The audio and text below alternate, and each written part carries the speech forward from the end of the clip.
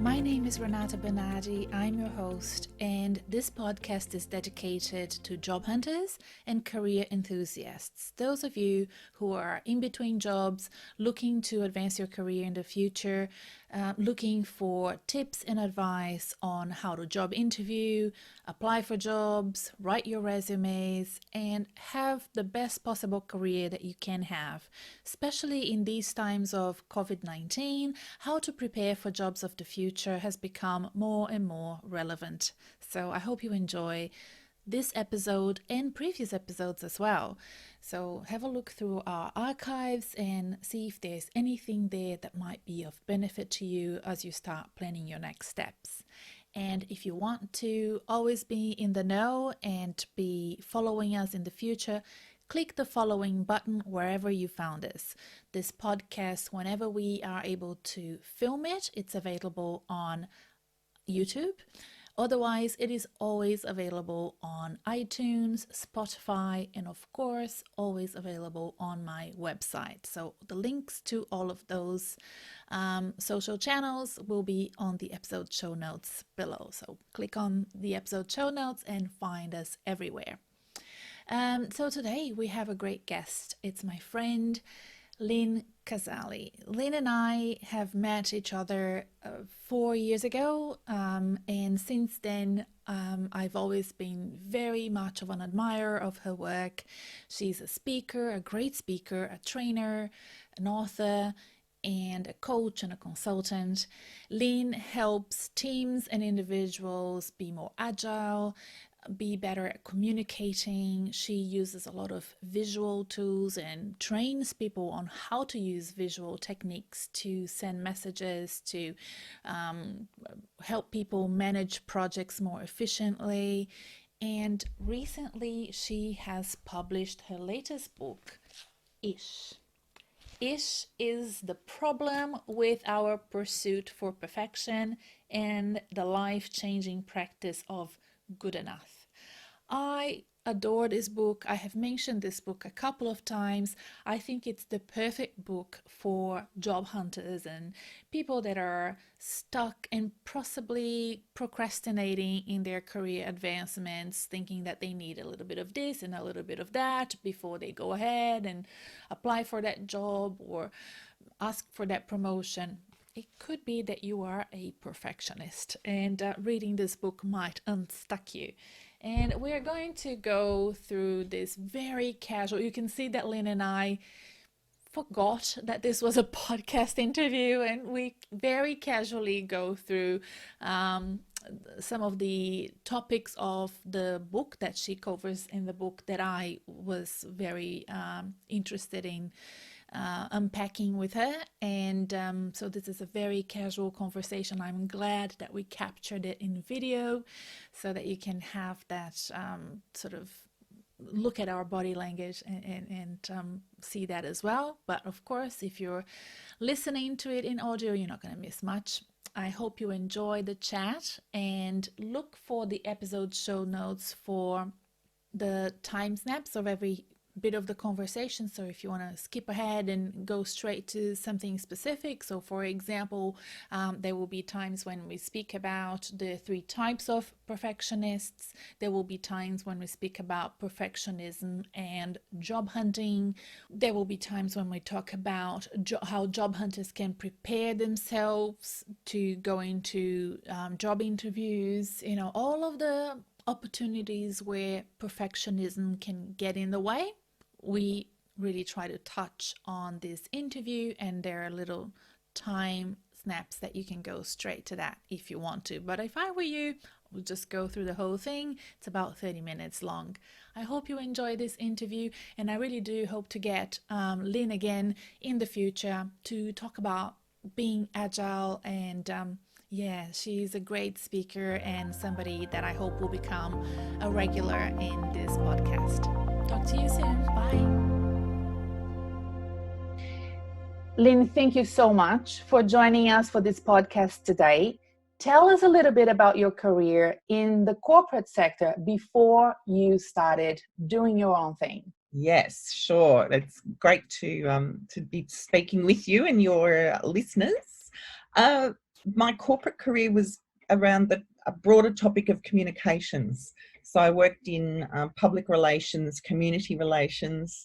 I seemed to have comms in my job role. And I worked through a number of positions, getting kind of better and higher in the organisation chart as I went. And then I ended up in a senior executive director role. So I kind of climbed, and then hit the top. You get the company car and the credit card, and you think you've made it.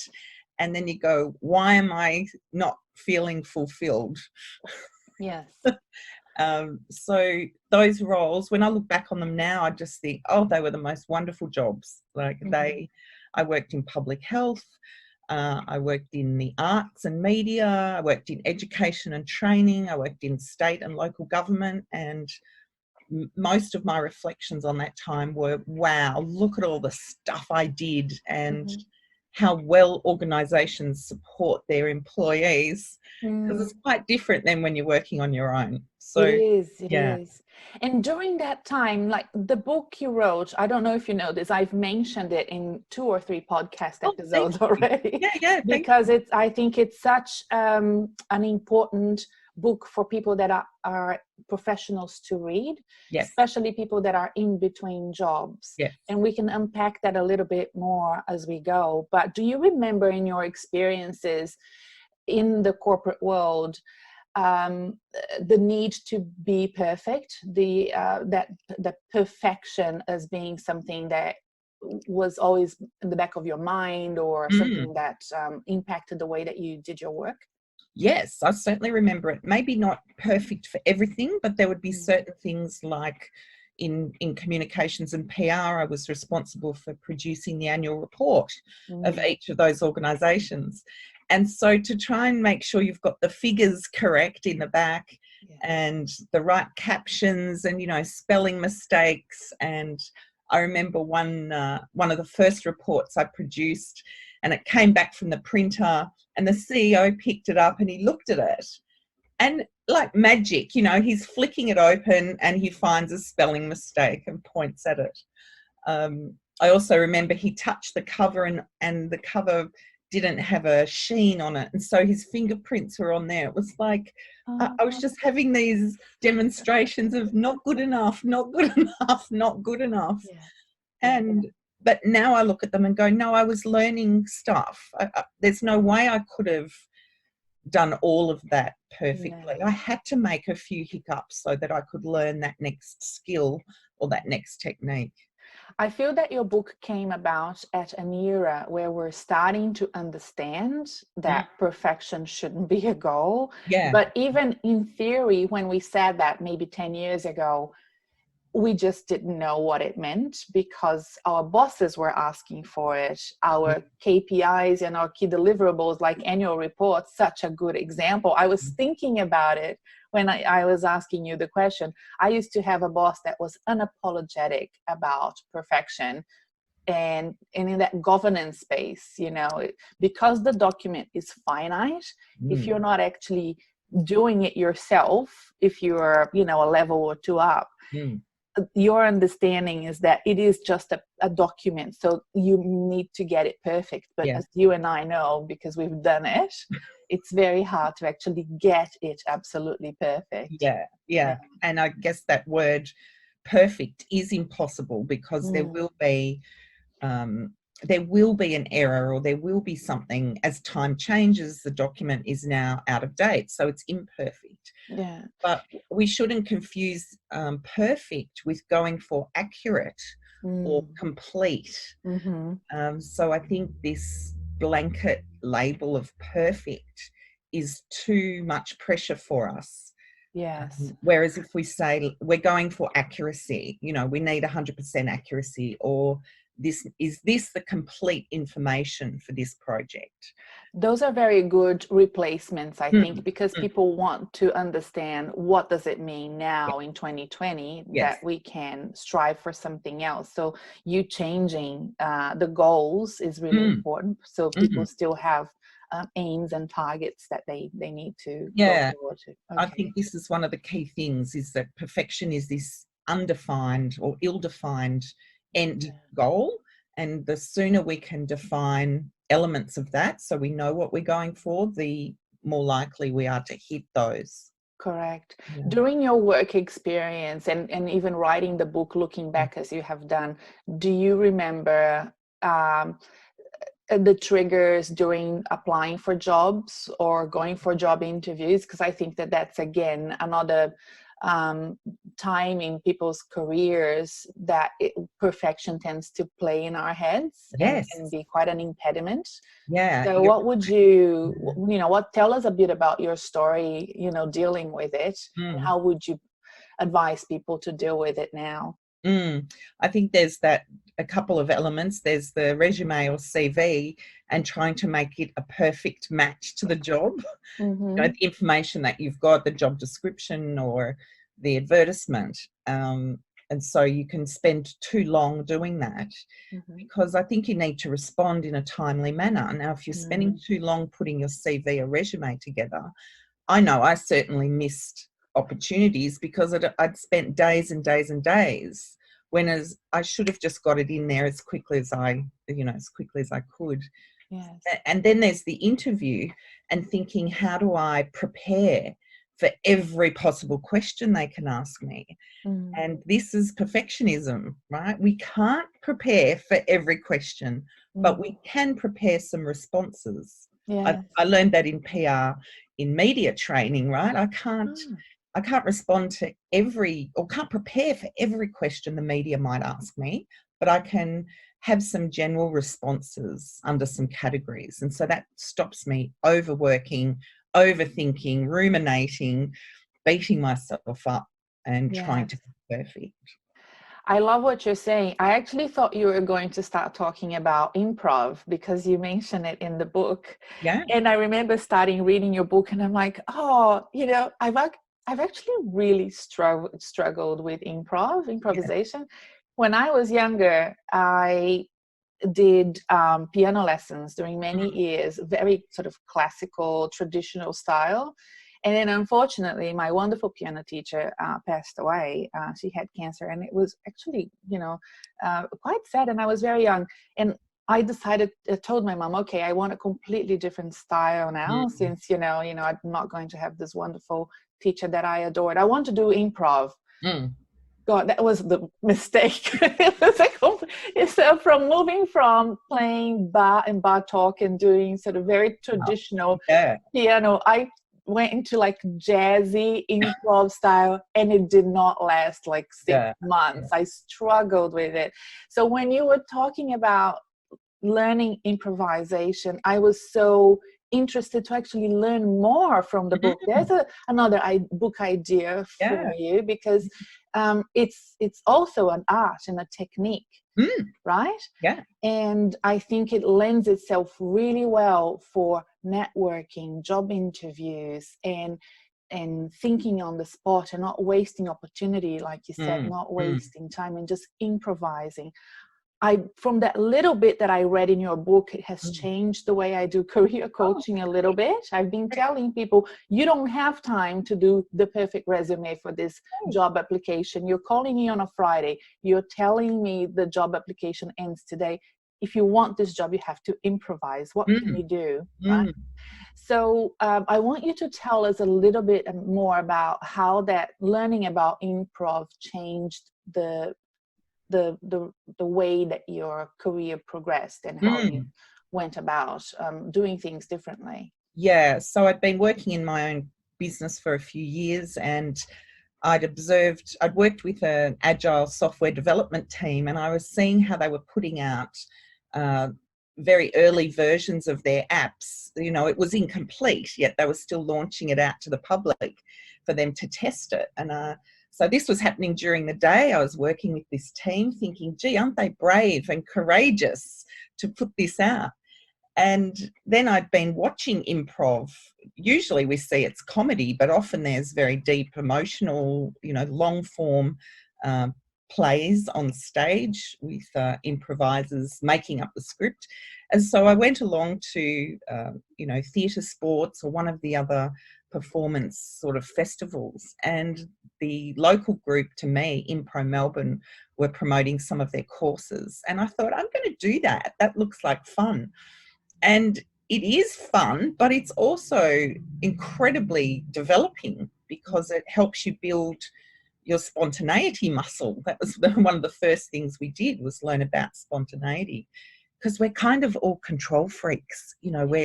We're trying to hold on to things so tightly and predict things and control the ending. Yeah. And for me, what that means is we're not actually trusting ourselves. Like, we do have incredible experience. We need to trust that we can handle what comes up. And most of us don't trust that. And so improv, I think, really helps you build that trust in yourself and trust in others, that even if they do something unexpected, you will still be able to handle it.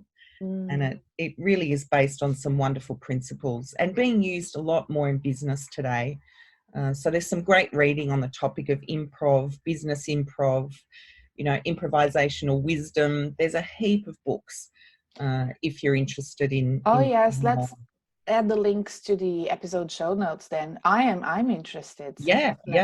I want you to tell me sure. which books they are, and we'll have the links there. Yeah.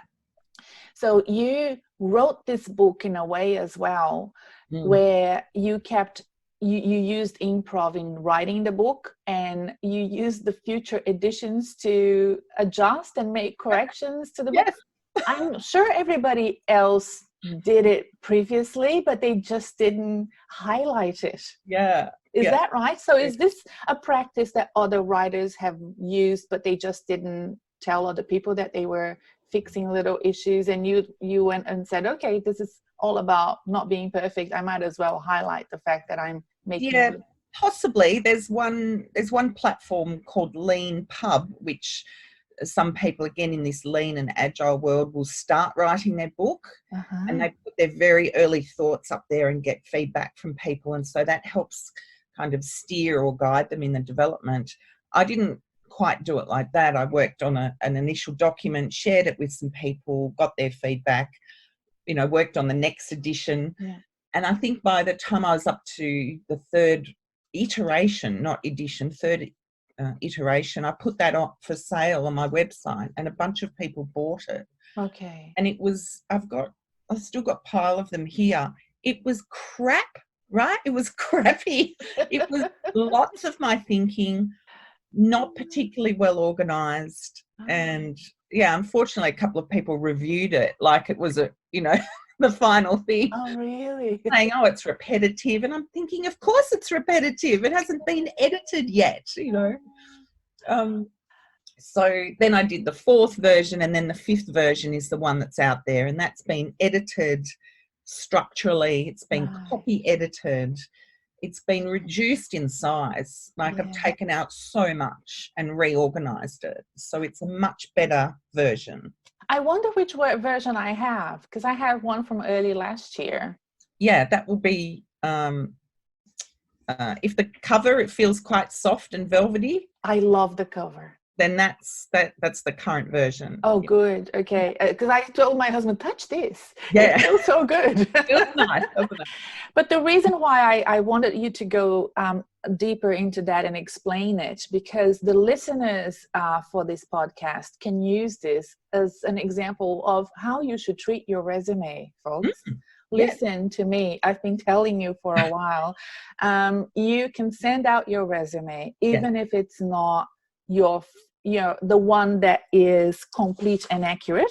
You want it to be accurate in as much as it includes the accurate employment details that you had.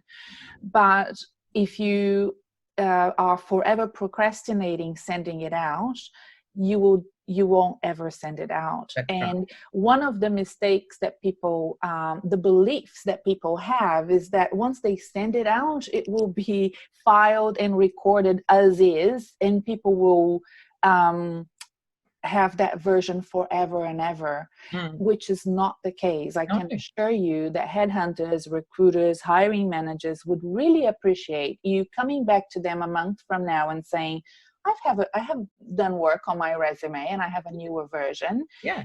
And I've attached it to this email for you, and they will update their records. Yes. I know this for a fact.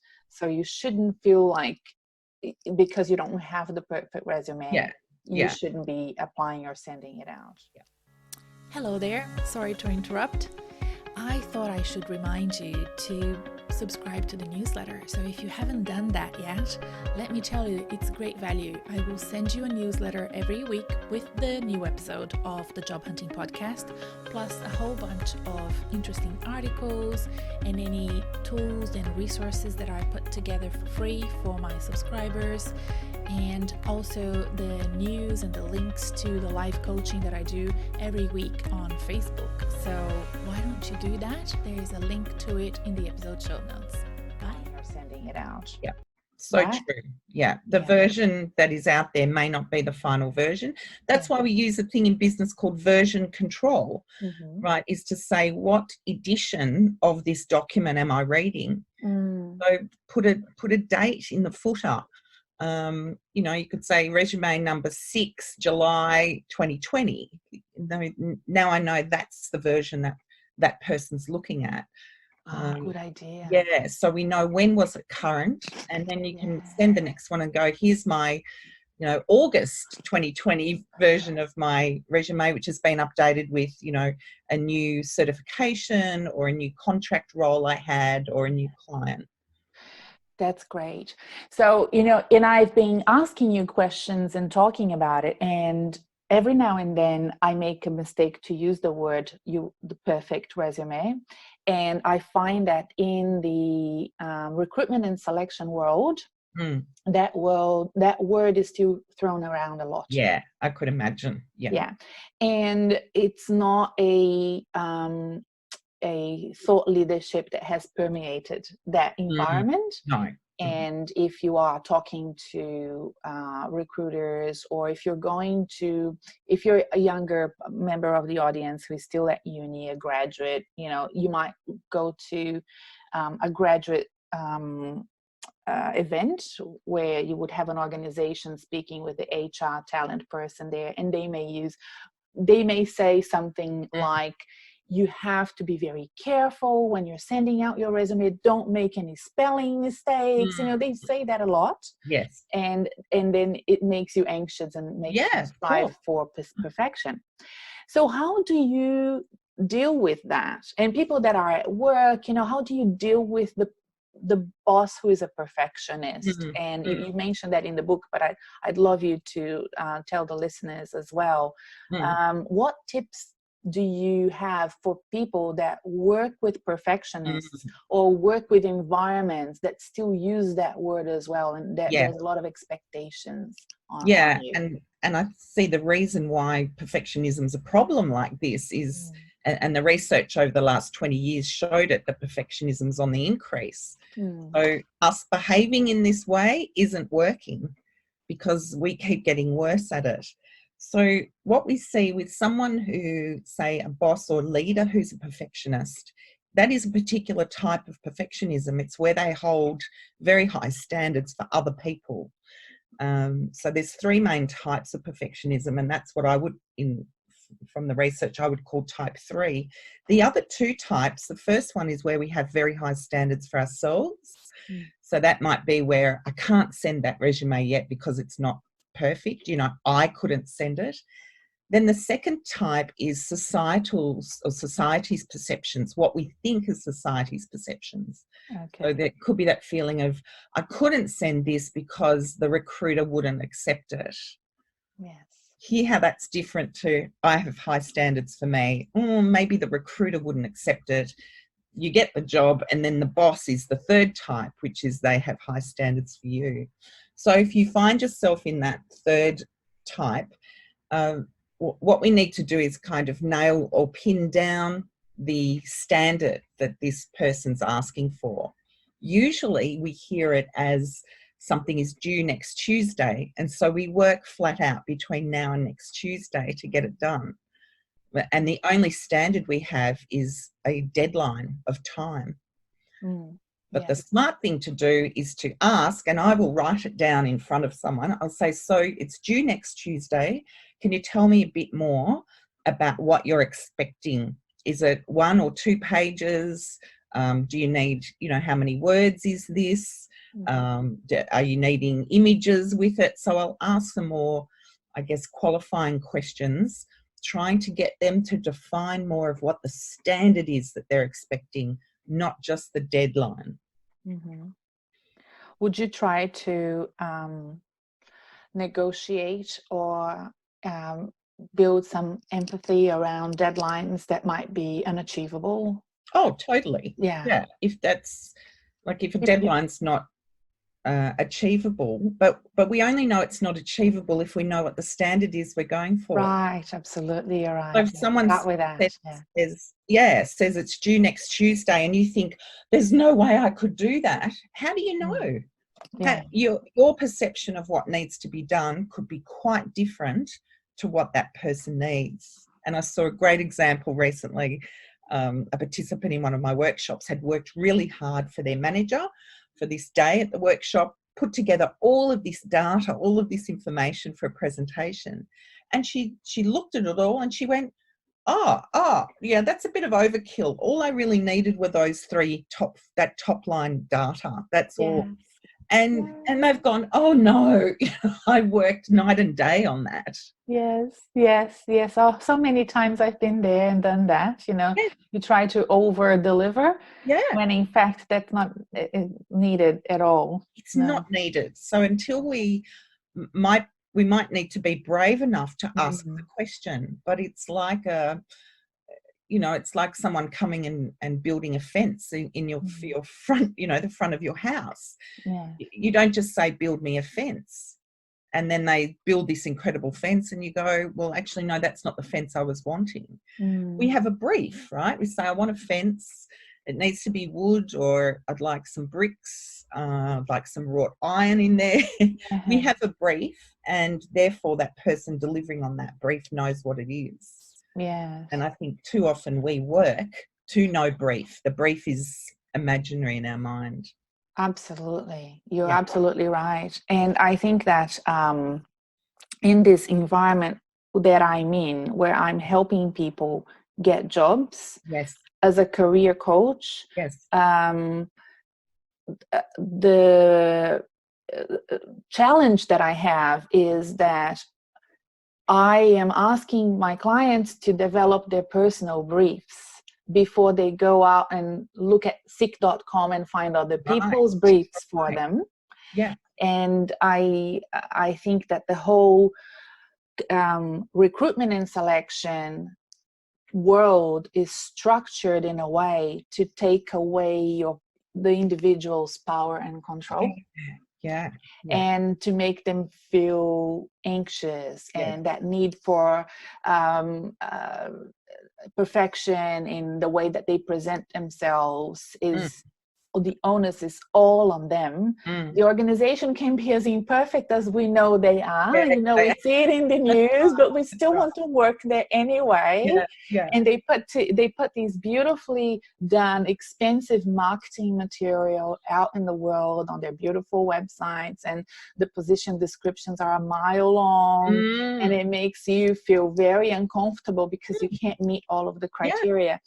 So this is the reason why I've mentioned your book so much, you see, and it makes me very conflicted, because this is the reality of what my clients have to go through, what my listeners have to go through. And here I am pushing back against that and trying to give them more power and trying to give them more of a voice. And to do that, they need to put that brief aside for a bit and build their own brief. So that they walk into the recruitment and selection literally or via email, whichever way it is, but they walk with more confidence Yes. Yeah. in their Yeah. abilities, in what they want, and how they want to negotiate the final salary package and all of that. But it's structurally very unfair in this Yeah. space that I operate in. Yeah. And I don't know if you have any thoughts about that in terms of how to deal with, I mean, you mentioned the society, your idea that the society needs the perfectionism, and you can't meet that. So it's basically around that sphere. And what would you add to that in terms of how we can better build the armor around the candidates going through selection and recruitment processes, and how to give them more oomph, more confidence for them to go through this process? Yeah, so the idea of being a good fit is what I go for, is that, you know, that I'm 80% of the way there, or even less, but it's enough of a match, or that I have enough of the characteristics or capabilities or experience that they need, not every single thing. I'm not a recruiter, but I've certainly been, you know, a job hunter in the past, and I guess a recruiter as an employee. But the idea of perfectionism is that it doesn't exist, and so all the effort or the overthinking that we do, all of the extra hours working on things, is often not bringing us a reward. And the research around that was quite shocking, is that we think it is working, or it makes us feel better about the information, but it doesn't actually change the quality of the information we've produced. And we know this from the economic law, right? The law of diminishing returns, that at a certain point, our effort does not return equal to the investment of time we've put in. It does for a certain point, and then there's that tipping point where it's just a waste. Absolutely. So 80-20 principle, right? The Parreto Principle. 20% focus on the most important stuff to get that incredible return, rather than faffing about on the 80% that's only going to deliver you 20% return. And with that in mind, how would you structure your day as a job hunter, if you were a job hunter? And it's very similar to what you and me do in terms of developing business, right? Yes, So yes. How would you structure your day to make it the more effective and efficient possible, and not impact your well-being in that sense? Because that part of your book was really important to me. I remember reading it when I was actually putting too much effort on things, and things started going wrong for me. Okay. And that's what I sometimes see happening to candidates. So I'm, you know, the candidates listening to this podcast may have missed this opportunity, but at the moment, because it's not going live until next month, but at the moment I'm doing free consultations. So I'm talking to a lot of people, and they all come to me with, I'm putting so many resumes out there, or I've been to so many interviews and nothing is converting. I'm not getting, you know, and I can relate to that part of your book where you say, it doesn't matter if you put that much effort, not only you're not going to get more returns, you're going to get worse returns. It That was tapers off. So I wanted to see if you had any ideas of how to structure your day, your routine, to make the most out of it, maybe based on research that you've did for the book, or you did for yourself. Well, a key is to work at the times that work for you. So if you're, I know there's lots of data around whether people are night owls or early morning people, but I found that getting into activity early in the day is important. So I make sure I'm either learning or reading something or writing something, building curation of my own skill, rather than scrolling through social media or starting to head on a downer. So I've got to do something that makes me feel good, so that I'm in a good state of mind. And then I think another thing is where you mentioned, you're putting all these resumes out there and nothing's happening. Again, from the software development field, where I did some work and still do, is they run experiments. So if you think about putting your resume out there as an experiment, and then you're going to get some data back from that, and then you need to tweak or adjust depending on that response. Now, if you've put heaps of resumes out there and you've got no response, that's data, right? It's saying you need to change something. Yes. Whereas what if you put a few out there, you've got a couple of responses, you can make some tweaks or adjustments. And this is the idea of iterative improvement or iterative development over time, rather than sweating away for days and weeks, putting it out and going, well, that's my perfect resume, I don't need to change it anymore. Yeah. That's a very fixed way of thinking and a fixed way of working. If we put our resume out there going, right, this is a bit of an experiment, I'm going to see, what does the market think of this? What's the market looking for? Okay, I need to dial up these skills I have, quieten down this experience, and keep testing and iterating your, not only your resume, but also your responses. Yeah. How you show up, what you wear, what you say. If you can keep changing and iterating that and finding where is the sweet spot that works, that's me, feels good for me, and it works out to be a match for that client, now we're learning and adjusting and adapting. And listeners, if you're listening and thinking, oh, Lynne, nobody gets back to me anymore, that's why it's good to have a coach or at least a mentor, right? Yeah.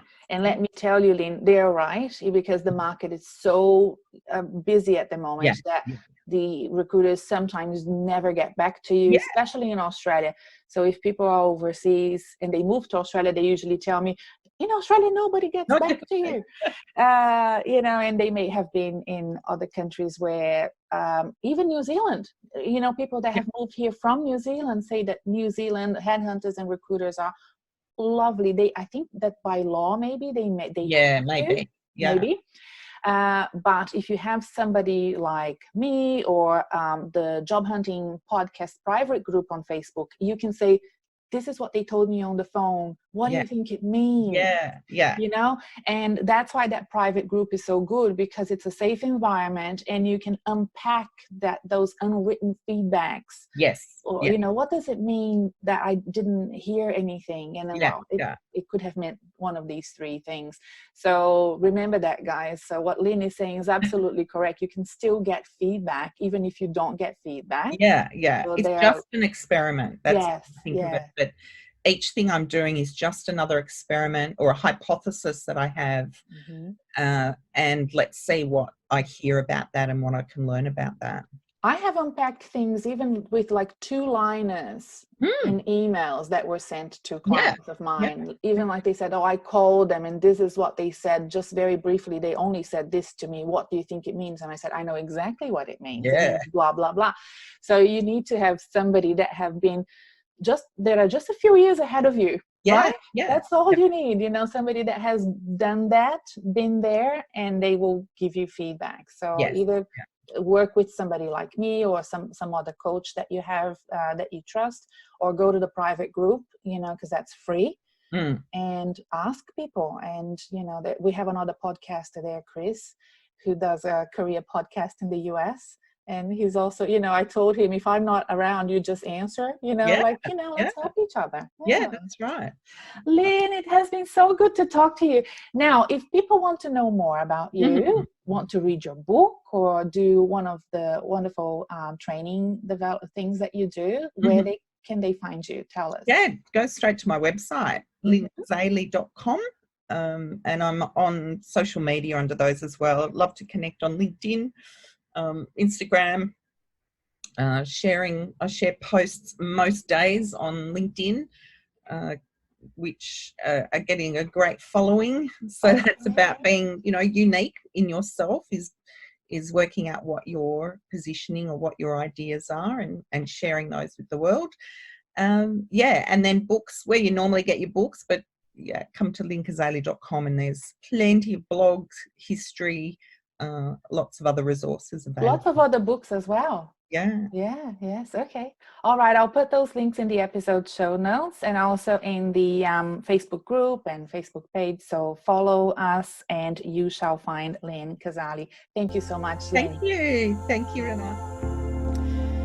Okay, I hope you enjoyed the interview with Lynne. Like I said, so many great, interesting tips and advice from the Parreto Principle, the idea that if you put too much effort into something, it might actually be negatively affect your chances of success, and not worrying too much about being perfect, but focusing instead on accuracy and being complete in your application as much as possible. So having that more achievable goal, I think, is a really important one for job seekers. So I hope you enjoyed it. Like I said, don't forget to follow this podcast here on YouTube or iTunes or Spotify. And most importantly, subscribe to the newsletter and I'll send it to you weekly.